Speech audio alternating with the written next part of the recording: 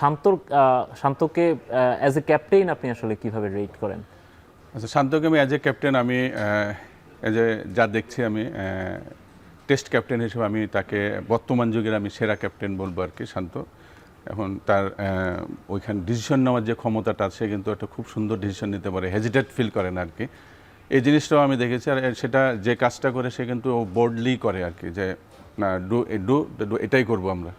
তো এই জায়গাটাতে আমি শান্তকে আগে রাখবো। শান্ত যেহেতু এর আগেও ওয়ানডেতে ক্যাপ্টেন্সি করেছে, টি-20 তিনটা ফরম্যাটেই তিনি ক্যাপ্টেন্সি করেছেন করেছে, টেস্টে এখন হয়তো তার দায়িত্ব আছে। তা আমার মনে হয় শান্ত যে টেস্টে ভালো গেছে এটার আমি কারণটা আমি বলবো যে কারণ শান্ত এখন একটা জিনিস নিয়ে চিন্তা করতে পারছে, একটা টেস্ট ফরম্যাট নিয়ে চিন্তা করতে পারছে।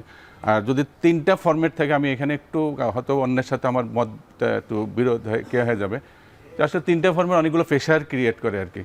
এক একজনের একটা ক্যাপ্টেন, ও এখন টেস্ট আছে, আমি ওর টেস্টটা হতো এখন টেস্ট নিয়ে চিন্তা ভাবনা করছি যে আমি টেস্টে আমি কীভাবে আমার ক্যাপ্টেন্সিটা হবে, টেস্টে আমি এই প্লেয়ার আমারগুলো আছে এদেরকে আমি কীভাবে তাদেরকে আমি ইউজ করব, তাদেরকে আমি কীভাবে তাদের সাথে আমরা কীভাবে আলোচনা করে তাদেরকে নিয়ে আমি এই টেস্টটাকে আমি সামনের দিকে নিয়ে যেতে পারি।